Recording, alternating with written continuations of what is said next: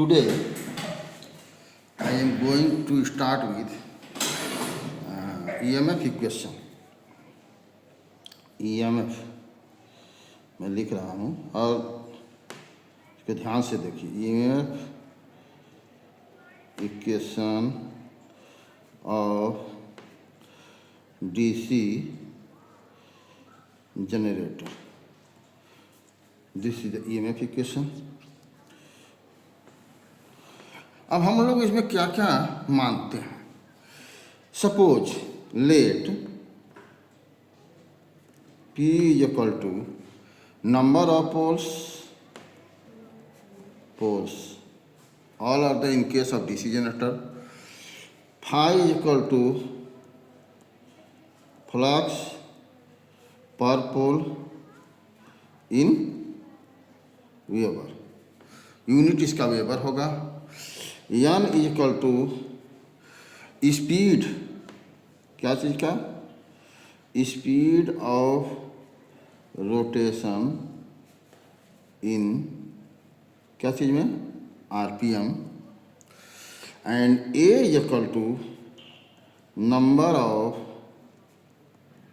Parallel path, कितना parallel path से इन आर्मेचर में. Then Z is equal to total number of armature conductors, total number of armature conductors, and this is equal to number of slots, चूँकि slot रहता है उसमें, and into number of conductors पर slot. एक slot में कितना conductor है and total number of slots कितना है. इसी के आधार पर हम लोग इसको EMF इक्वेशन हम लोग निकालते हैं. तो इतना हमने मान लिया. अब जनरेटेड EMF क्या होता है. Generated EMF, this is equal to EMF generated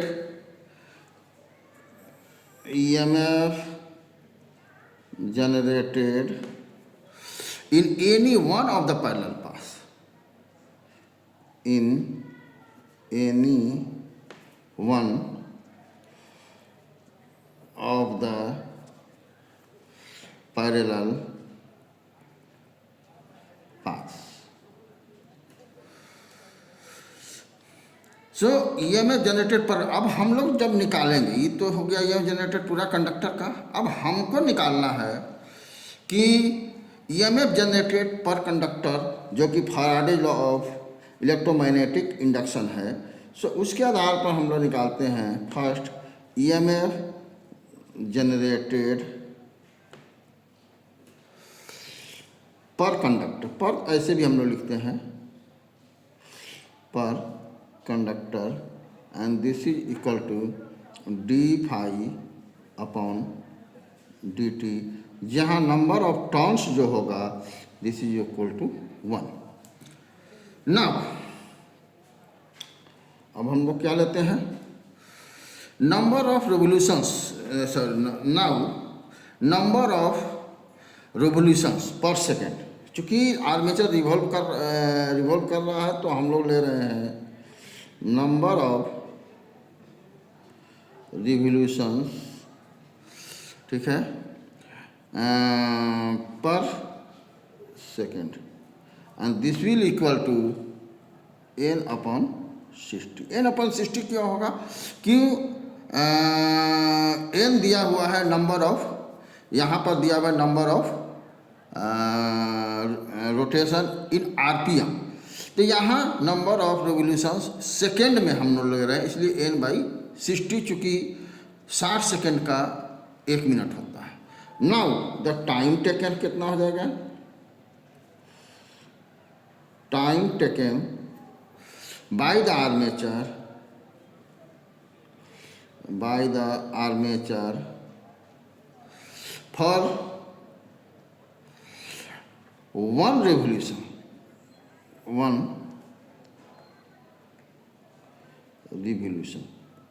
and this will equal to dt, and this dt is equal to 60 upon n second.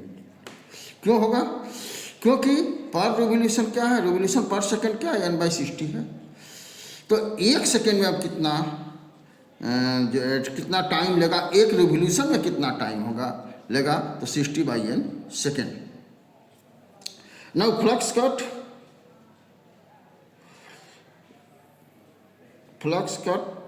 अब आर्मेचर मूव कर रहा था, फ्लक्स कट पर conductor in one revolution,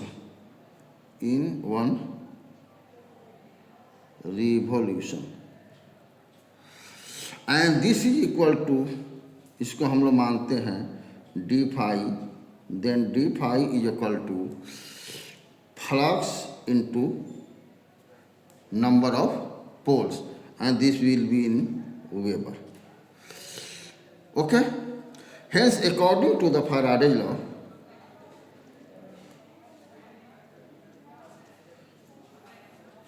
according to the Faraday's law of electromagnetic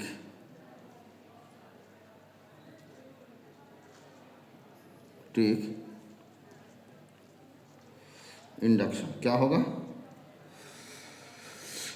EMF generated per conductor क्या हो जाएगा? EMF generated per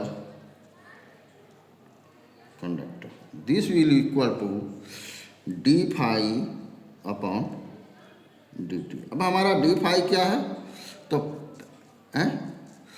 phi into p है, and dt क्या है, 60 डिवाइडेड बाई n, तो n ऊपर चला जाएगा, तो phi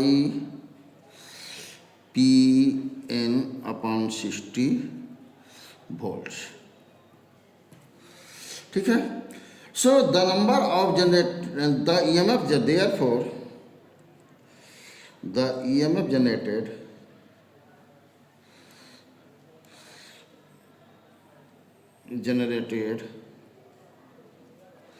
by the DC generator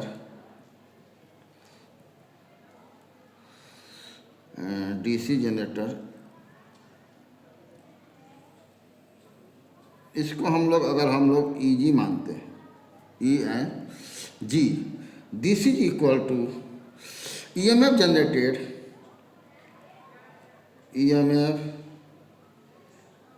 generated per conductor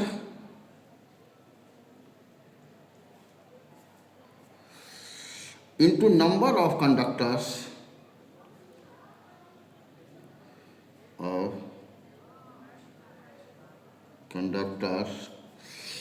per parallel path। This will equal to EMF generated per conductor, वहाँ से निकल गया है phi Pn upon 60, और नंबर ऑफ कंडक्टर्स पर पैरेलल पाथ, तो number of conductor Z and divided by E। So therefore EG क्या हो जाएगा, दिस विल इक्वल टू, अब एक साथ इसको रखते हैं, तो phi Zn upon 60 into P upon A। This will the EMF generated of a DC generator, and this is in volts। So EMF generated of DC generators in volts हो गया। अब हमको ये देखना है कि वेव वाइंडिंग में and lap winding में क्या होता है। तो आप इसको पहले ध्यान से देख लीजिए कि ईएमएफ जनरेटेड हो गया। अब मैं आपको इसमें बता रहा हूँ wave winding and lap winding का equation. Now for wave winding, ये भी आपको ध्यान में आ जाएगा। फॉर वेव वाइंडिंग क्या होता है, नंबर ऑफ पैरेलल पास हैं, नहीं मालूम है तो आप जानिए। Number of parallel paths A is equal to 2 होता है हमेशा। वेव वाइंडिंग में जो नंबर ऑफ पैरेलल पास वो 2 होता है। Therefore EMF generated in this case EG क्या हो जाएगा, phi Z N upon 60 P upon A. This will equal to phi, this will equal to phi, ठीक है, Z N P and upon 60 into 2 and this will equal to 5 ZNP upon 120 volts. So for wave winding क्या हो जाएगा, EG का जो value हो जाएगा this will equal to 5 ZNP upon 120. This is for wave winding. Now, what is the EMF generated for lap winding? Now, for lap winding,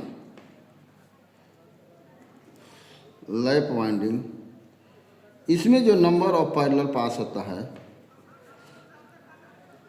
वो क्या होता है, A is equal to P, number of pole के बराबर होगा। So easy कितना हो जाएगा, 5 ZN अपॉन 60 और P ऊपर रहेगा और A की जगह हम लोग P रखेंगे। This will equal to 5 ZN upon 60 volts. So for wave winding EG is equal to 5 ZN upon 60। ये हो जाएगा for life winding, again for life winding. This now यही का ये इक्वेशन से मिला, this is the first, this is the second. अब इन फर्स्ट एंड सेकेंड इक्वेशन से हम लोग ये निकालते हैं कि वेव वाइंडिंग यूज होता है low current and high voltage के लिए। So from first and two क्या होगा, wave winding is used for low current and high voltage, and जो लैप वाइंडिंग होता है is used for किसके लिए, high current and low voltage. ये एक कंक्लूजन निकला।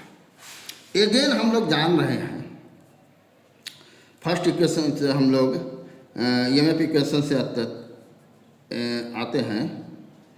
ईजी हमने क्या निकाला था, 5 ZN upon 60 P upon A। सो किसी भी डीसी जनरेटर के लिए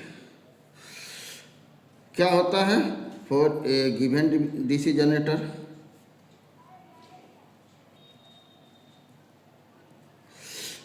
क्या क्या हमारा नंबर ऑफ पोल्स मैन्युफैक्चरिंग के समय ही फिक्स हो जाता है, number of armature conductors Z fix होता है, and also number of parallel path are constant.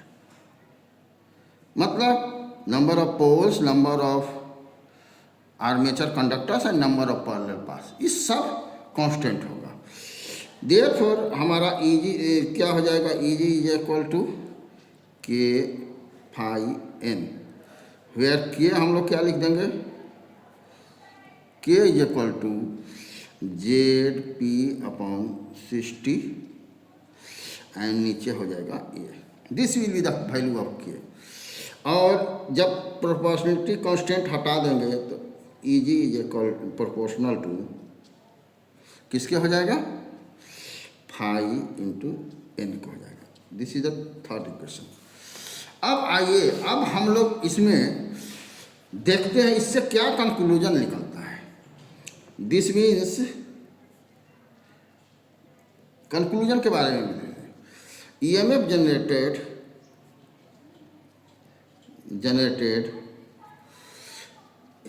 is directly proportional